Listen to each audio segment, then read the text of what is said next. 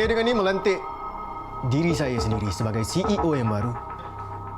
Jawatan COO saya sebelum ni secara automatik akan diambil alih oleh isteri kedua saya, Rohila.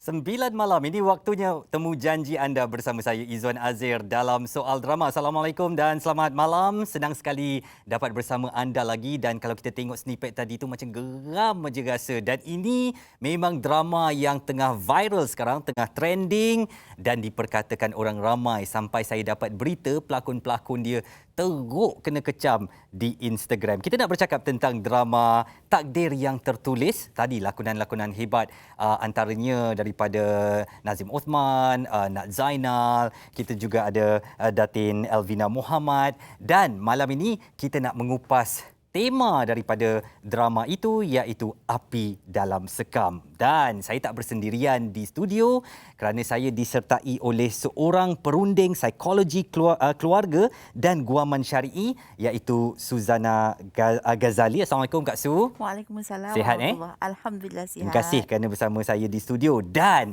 orang penting yang nak membicarakan, nak mengupas drama ini, siapa lagi kalau bukan pengarahnya, Syahrul Izzat Muhammadin. Assalamualaikum Ijat. Waalaikumsalam warahmatullahi wabarakatuh. Apa khabar orang hebat drama Malaysia ni? Alhamdulillah sihat.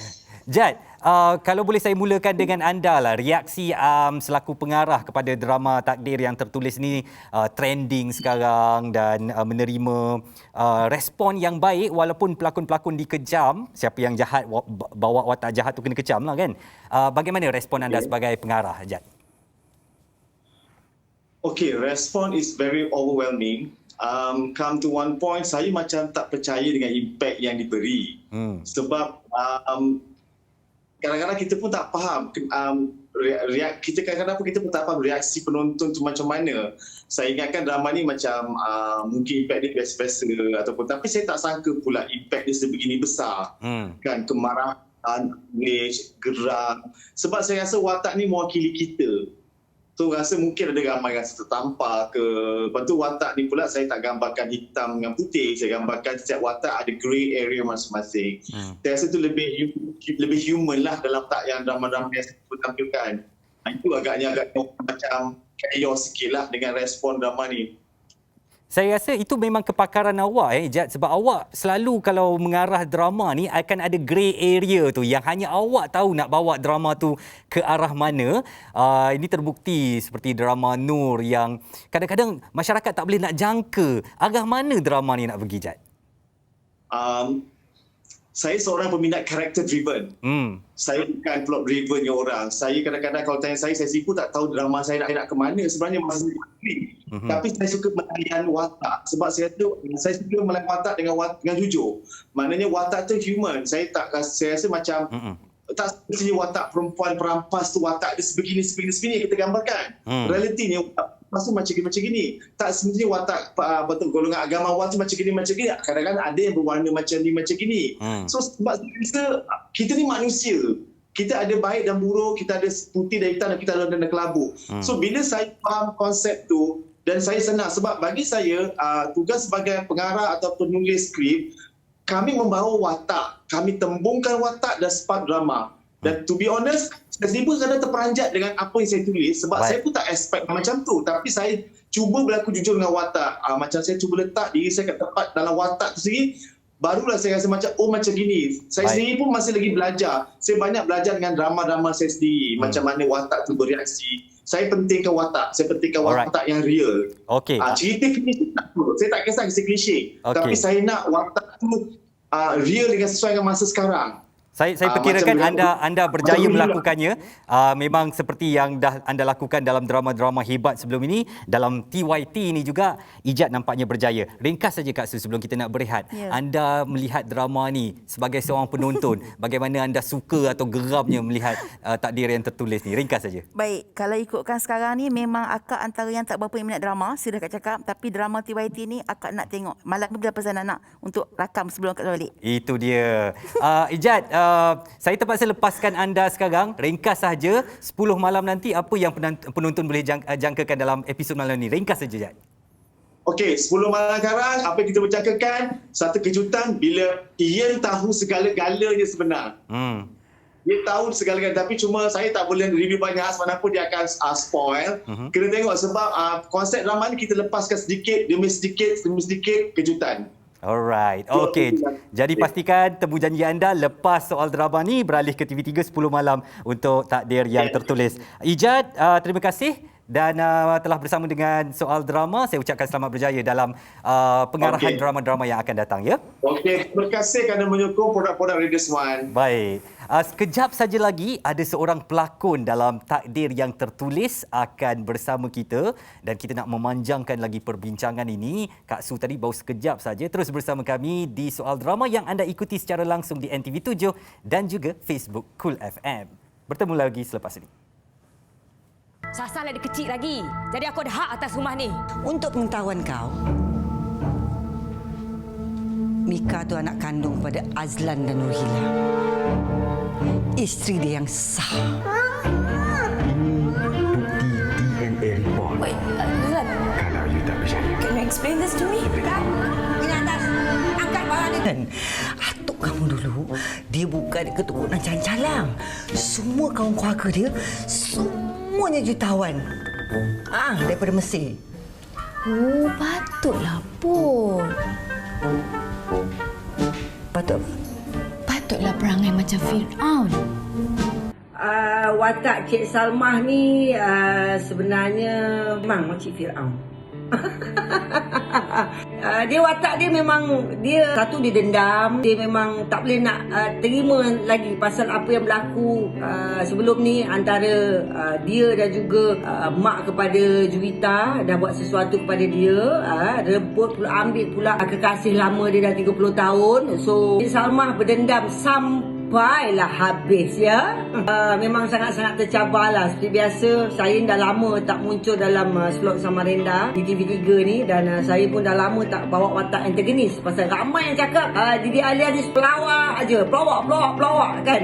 Diorang tak pernah tahu yang saya ni adalah seorang artis yang berkebolehan ataupun #versatile. So saya dibagi tanggungjawab untuk bawa watak Cik Salmah ni. Saya dipilih oleh Syahrul Izzat sendiri untuk bawa watak ni. Memang saya dah ready, dah bersedia untuk dikecam oleh korang semua. Okey, kepada semua penonton takdir yang tertulis, selepas habis drama ini, buanglah emosi anda yang ada tu, ya. Sudahlah mengecam. Terima kasih untuk semua.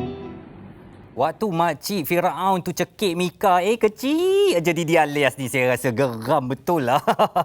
Jadi kita nak sambung dengan Kak Su selaku perunding psikologi keluarga dan guaman syar'i. Kak Su, api dalam sekam ni mungkin masalah, kita tak kata orang ketiga sahaja, kadang-kadang orang sekeliling pun boleh jadi masalah dalam hubungan suami isteri. Betul. Seperti yang ditunjukkan dalam drama takdir yang tertulis ni. Jadi soalan pertama saya lah, kalau sekarang ni ada masalah dalam rumah tangga dan mungkin jalan perceraian tu sebagai jalan yang tak dapat dielakkan, apa yang perlu dibuat oleh pasangan suami isteri tu? Baik, perkara pertama kita kena ingat macam yang Azman sebut tadi orang ketiga tak semestinya awet kepada suami kita atau pakwa kepada isteri, sebab sekarang pun ada isteri yang curang kan, okey. Tetapi juga adalah termasuk ibu mertua, ipar duai, jiran keliling, macam rakan Makcik Firaun sepejabat. tadi tu lah. Ya, okey. Yang penting orang ini cuba mencari pasal untuk merosakkan rumah tangga. Cuma kalau mengikut pada peruntukan yang ada 3 enactment, okey, 3 section yang berkaitan. Kalau lelaki, kalau dia memujuk lari perempuan yang dah bersuami. Okey. Kemudian kalau kata yang kedua pula, lelaki ataupun suami ataupun isteri yang menyuruh ataupun menghasut supaya abang tanggungjawab. Dan yang ketiga, kalaulah seseorang itu menghasut atau menyuruh untuk bercerai. Jadi macam dalam kes takdir yang tertulis ni, ikutkan ceritanya si Ruhila tadi, dia tak suruh pun untuk Azlan menceraikan Juwita. Tapi yang memang suruh sangat-sangat sampai Azlan atas cinta dia kepada Ruhila menceraikan Juwita desakan daripada mak mertua. Jadi kalau kes untuk syariah, makcik Firaun tu boleh dikenakan denda lah. Ringkas saja Kak Su, apa hukuman yang boleh didepan ataupun didepani oleh Cik Salmah kita? Baik, kalau sabit kesalahan boleh denda atau penjara atau kedua-duanya. Wow, alright. Okey, seorang lagi pelakon yang sekarang ni nampaknya menerima kecaman daripada orang ramai kerana tikam kawan katanya, ialah Ruhila Datin Elvina Muhammad. Assalamualaikum Datin. Waalaikumsalam. Datin sihat ya? Datin sihat? Alhamdulillah, sihat. Baik, saya tak tahu emosi sihat tak apabila sekarang ni orang geram sangat dengan Ruhila ni. Bagaimana agaknya Datin menerima kecaman-kecaman ataupun ialah membuktikan bahawa lakonan Datin tu mantap dan baik. Tapi macam mana Datin menerima reaksi daripada peminat-peminat takdir yang tertulis? Saya ambil dari sudut negatif, daripada sudut positif lah. Saya anggap ini adalah impact daripada lakonan tu. Maksudnya lakonan tu terkesan. That's why orang sampai kecam. Tapi ada yang emosi sampai terbawa keluar tu yang agak tak bagus sikit. Sebab ada yang sampai di air, yang terbawa emosi, yang memang sampai menyumpah yang supaya L akan kena macam tu. So benda tu agak takut sedikit lah. Cuma apa pun L happy sebab cerita ni L punya karakter memberi impact dan drama ni banyak sangat pengajaran dia. Tapi Datin pun sebenarnya dalam drama tu bukan sukakan si Azlan ni kan. Yang lebih-lebih adalah mak Datin sendiri, Cik Salmah tu. Jadi saya pun tertanya, kenapa Datin tak sound Cik Salmah ni ke? Jangan menyibuk dalam hubungan Ruhila dengan Azlan ke? Kenapa Okey, sebab Ila dia terlampau dengar cakap mak dia sebab dia pernah buat kesilapan dulu di masa lalu dia. So Cik Salmah ni yang macam akan selalu macam okey, kau kena buat macam ni, kau kena buat macam ni, dan Ila ni kena jadi penurut dia. Macam apa yang mak dia suruh dia akan okey, buat je. Tapi ada sebab kenapa dia buat macam tu. Bukan semata-mata sebab mak dia, tapi sebab anak dia juga. Jadi dia terpaksa buat macam tu pada kawan baik dia sendiri sebab dia nak dapatkan hak penjagaan anak dia. Which is dia pernah buang dulu, tapi now dia nak tebus balik kesalahan dia yang lama tu. Okey, gangguan dalam rumah tangga antara Azlan dan Juwita sebenarnya bukan daripada Ruhila seorang yang telah pun mengahwini Azlan, tapi Ruhila tahu atau tak tahu, mungkin saya terlepas episod, bahawa adik Ruhila sendiri sedang mengganggu abang ipar dia. Abang ipar dia, Ruzita. Bukan, sedang mengganggu Azlan. Okey, sebenarnya Ruhila dia memang tak ada perasaan cinta pun terhadap Azlan.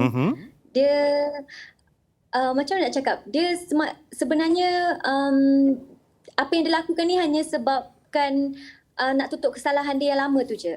Jadi sebab tu awak tak kisah. Adik ipar dia macam tu, dia tak kisah pun. Walaupun adik ipar dia goda abang ipar dia sendiri pun dia tak pernah rasa ada perasaan jealous tu, tak ada. Okay. That's why dia tak pernah nak suruh, dia kata dia sanggup hidup bermadu walaupun sampai mati. Dia tak kisah pun kalau dia dilayan hanya sebagai weekend wife sahaja, asalkan dia dapat bersama dengan anak dia, which is Mika. Okey. Dalam kehidupan sebenarnya Kak Su, ada tak kes-kes begini pernah sampai ke pengetahuan Kak Su? Baik, dia kalau kes yang memang 100% macam kes Ruhila dengan Juwita ni tak ada lagi lah. Tapi memang ada isteri kedua yang sanggup berkongsi semata-mata untuk ada status isteri plus supaya tak dapat hilang hak jagaan anak. Dia hanya nak berkongsi kasih. Memang ada. Telitinya memang ada. Maksudnya isteri kedua yang memang berniat untuk berkongsi dan bukan merampas. Macam kes dalam cerita tak ada tulis ni pun ikutkan cerita sebenarnya pun yang ada pun Ruhila tak boleh dikatakan perampas sebab dia tidak merampas hak Juwita. Dia membenarkan, cuma kesnya adalah Azlan yang menceraikan dan perceraian itu bukan daripada hasutan Ruhila tapi daripada desakan mak mertua. So kalau nak bawa kes syariah, Ruhila selamat. Mak dia yang jadi masalah.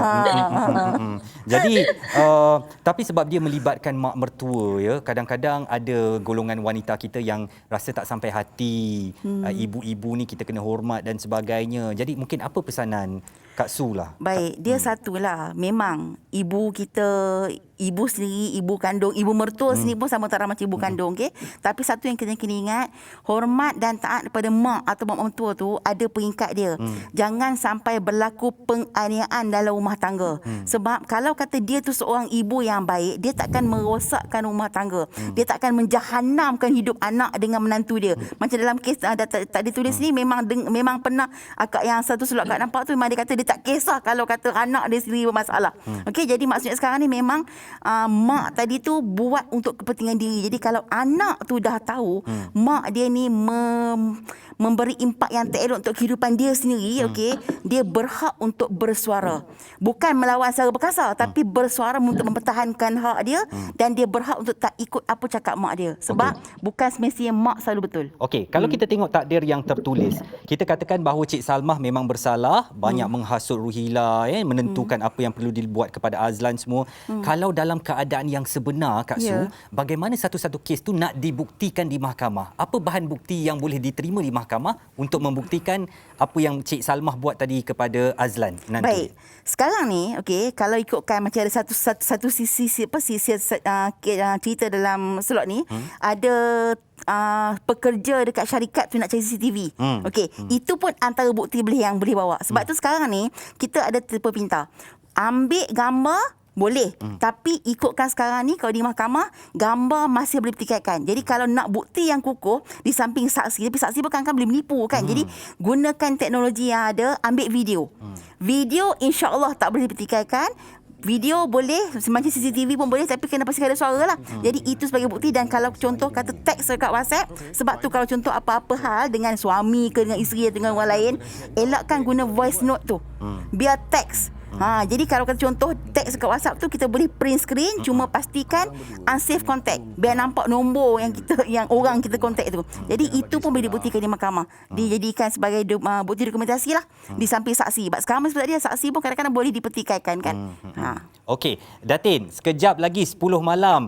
Tadi kita dah tanya Kak Ijat apa yang penonton boleh jangkakan. Mungkin daripada Datin sendiri yang membawakan Watak Ruhila nak bagi tahu kepada peminat 10 malam ni apa agaknya yang boleh berlaku. Bukan spoiler, gambaran lah, sikit-sikit je. Okey, malam ni akan ada kejutan macam Abang Ijat cakap lah, di mana Ian akan dah tahu segala-galanya, tapi saya pun tak boleh nak berani nak cakap lebih sebab takut terbocor, biar penonton sendiri yang tengok apa yang terjadi malam ni. Jadi kalau Datin spoiler je, kita putuskan line ni. Kita nak menjaga tu supaya jangan kata spoiler terus. Dan sedikitlah Datin, kata-kata penghargaan Datin kepada peminat drama TYT ni yang walaupun kecaman tu, tapi macam Datin katakan tadi, sebenarnya menunjukkan bahawa apa yang Datin bawakan sebagai Ruhila tu berkesan. Sebenarnya saya happy sangat dan terima kasih kepada penonton. Kami pun tak sangka dapat drama ni dapat sambutan yang luar biasa daripada penonton. So harap korang terus menonton sampai episod akhir dan teruskan menyokong drama-drama Melayu. Terima kasih. Alright. Dan pastikan di Twitter takdir yang tertulis trending lagi malam ini ya. Ringkas, insya-Allah. Kak Su, kata-kata akhir lah untuk orang panggil nasihat kepada mereka yang berdepan dengan masalah rumah tangga macam ni. Itu bukan jalan akhirnya. Mungkinlah apa yang boleh diusahakan. Baik, satu yang penting, kalau ikutkan kepada situasi kes drama tak ditulisan ni, apa yang akan nampak situasi si Juwita, kalau ikutkan dia dah boleh perasan dah apa sebenarnya ada yang tak kena dengan Azlan. Okey, memang ada scene tu. Jadi ini juga antara perkara yang ramai isteri buat, dia dah rasa something tapi takut. Dia menolak diri dia sendiri. Orang kata tak cuba nak mengakui hakikat. Sebenarnya kalau kata contoh berlaku sesuatu, para isteri bukan nak suruh jadi CSI ke penyiasat tak, okey, tak. Tapi at least kena koreksi, kena cari sebab Allah dah bagi petunjuk. Dari satu yang berlaku, cuba untuk kenal pasti apa masalah supaya tak ada tiba-tiba je boom. Tapi kadang-kadang isteri-isteri kita ni, isteri kita ni dia kata lebih baik aku tak tahu. Lebih baiklah dia buat apa lagi aku tak tahu, tak apalah. Macam mana, Kak Su? Betul. Tapi itu yang akan menjadi lebih masalah. Sebab kita tak tahu benda apa kita nak bertindak. Jangan sampai dah saat akhir dah. Macam contoh cerita drama ni kan. Tiba-tiba Azal umumkan, dah lucut jawatan, serah dekat isi kedua. Dah pengsan dekat situ kan. So itu yang tak nak tu. So kalau kata contoh dah ada preparation, dah tahu dah, sikit-sikit berkemungkinan boleh elak perkara yang lebih buruk. Memang akan ada rasa sedih, rasa Betul. kecewa kan. Tapi sebagai seorang wanita, saya rasa ada kekuatan untuk menghadapi itu daripada terus dikecewakan. Betul. Setiap wanita, setiap manusia ada kekuatan. Cuma kita kena keluar kekuatan tu. Itu je. Okey, saya nak ucapkan terima kasih kepada tetamu-tetamu saya. Datin Elvina Muhammad yang membawakan watak Ruhila dalam Takdir Yang Tertulis. Tolong jangan kecam dia. Datin cuma berlakon aja. Awak ni pun ni bukan jalan ampas punya era lagi kena baling batu sarip dol dia berlakon saja, membawakan watak tu saja. Terima kasih Datin. Senang sekali Datin bersama dengan Soal Drama dan juga Kak Su kita, Suzana Ghazali, perunding psikologi keluarga dan guaman syar'i, kerana memberikan sedikit penerangan yang pastinya membuatkan penonton-penonton kita akan berfikir dengan lebih panjang lagi. Jangan ke mana-mana dan anda juga boleh tonton live Soal Drama ini di Facebook Cool FM. Kita nak kembali selepas ini. Aku anggap kau ni kawan baik aku dunia dan akhirat. Aku dah tak ada kawan lain dah. Aku bercerita semua masalah aku dengan kau. Rupa-rupanya belakang aku kau rampas suami aku. But I miss my son. Aku tahu. Ini Soal Drama anda saksikan secara langsung di NTV 7 dan juga Facebook Cool FM. Dan jangan lupa pukul 10 malam nanti, come on guys, kita trendingkan Takdir Yang Tertulis di Twitter. Tadi dah diberi gambaran sedikit plot ataupun jalan cerita yang malam ni akan Ayan dah tahu segala-galanya kan. Best ni kalau kita nak layan dalam slot Samarinda sebentar nanti di TV3. Dan kalau kita bercakap tentang api dalam sekam ni, orang Melayu kita lah terutamanya, memang ini antara makanan dalam rumah tangga dan dah berzaman-zaman ada masalah orang ketiga, masalah campur tangan keluarga dalam rumah tangga. Ya, ini bukan pasal macam tetamu saya Kak Su tadi kata suami ada awet lain ataupun isteri ada power lain. Bukan. Sekarang ni dah lebih expand lagi. Kadang-kadang mak mertua campur tangan, mak kandung campur tangan, ipar duai campur tangan dan sebagainya. Jadi, apa yang perlu anda lakukan jika anda berdepan dengan masalah ini? Dapatkan nasihat guaman yang betul. Jangan pendam di dalam hati. Kalau awak pendam seorang, memang takkan ke mana, lagi merana hidup anda ya. Dan lakukan semuanya mengikut undang-undang yang ditetapkan. Ada bukti dari WhatsApp ke, dari gambar ke, video ke, semua simpan. Itu yang nak membantu kes anda di mahkamah nanti. Saya rasa itu sahaja untuk malam ini Soal Drama. Kita bercakap tentang takdir yang tertulis. Minggu depan melastik ke hatimu. Siapa nak bersama saya, Jana Nick ke Andy Bernardi?